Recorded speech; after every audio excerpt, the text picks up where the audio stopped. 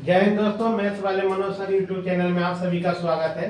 प्रतिशत यानी परसेंटेज का हम ये 8वां वीडियो लाए हैं, जो कि प्रतियोगिता परीक्षा के व्यू से बहुत ही इम्पोर्टेंट है। यदि ऐसा क्वेश्चन परीक्षा में आता है तो आप सिर्फ क्वेश्चन को देखकर ही हल कर लीजिएगा। सबसे पहले हम इसका बेसिक बताएंगे और उसके बाद आपको ट्रिक के माध्यम से बता देंगे, ताकि आप क्वेश्चन को देखकर ही सिर्फ हल कर लीजिएगा। सबसे पहले बेसिक बता देते हैं, उसके बाद बाय ट्रिक के माध्यम से हम बताएंगे। क्या कह रहा है क्वेश्चन कि जलकर में 20% वृद्धि होने तथा इसके खपत में 20% कमी होने पर इस मद में कितने प्रतिशत कमी अथवा वृद्धि होगी। कमी अथवा वृद्धि होगी। अब देखिए, इसमें हम मान लेते हैं, माना कि जलकर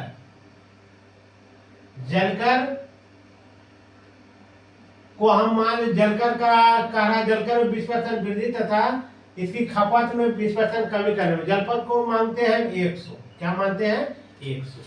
अब देखिए 100 यदि हम मान रहे हैं, ये क्या खपत, और ये क्या कर रहा है, खपत में कमी कर रहा है और एक में वृद्धि कर रहा है।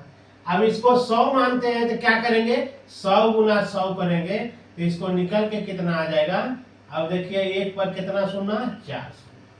अब देखिए, ये तो हो गया प्रारंभिक।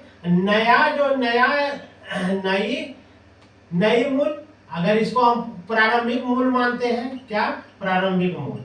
अब नया मूल में क्या हो जाएगा कि क्या कर रहा है कि 20% वृद्धि कर रहा है, तो 100 में 20% वृद्धि करेगा तो 120 हो जाएगा।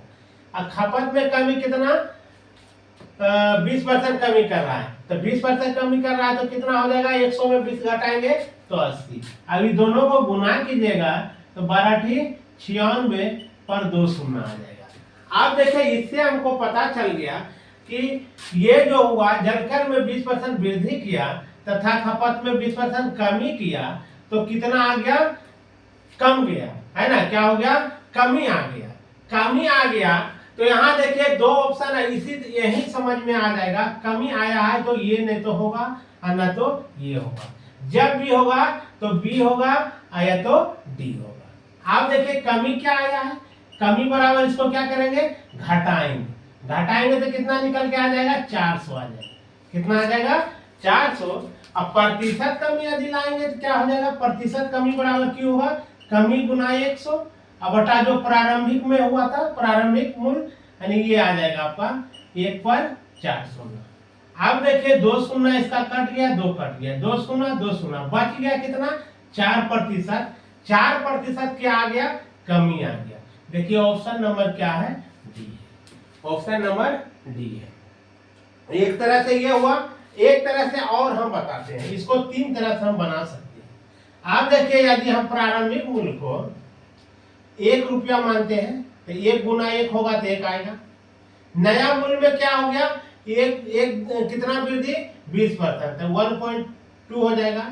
तो कमी कितना कर रहा है, तो 0.8 कर रहा है, 0.8 कर रहा है। या 100 में 20 को घटाएंगे कितना हो जाएगा, 80, यानी 0.8 आ गया। अब इसको गुना कीजिएगा तो 12×96 पॉइंट के बाद देखिए क्या अंक है, 1 और 1 2, इतना आ गया। अब इससे हमको पता चल गया कि कमी आया है, तो 1 में हम घटाएंगे कितना को, 0.96 को घटाएंगे तो क्या आ जाएगा, 4, यहाँ 0, यहाँ ये आ गया 0। अब ये क्या आया है, कमी आया है।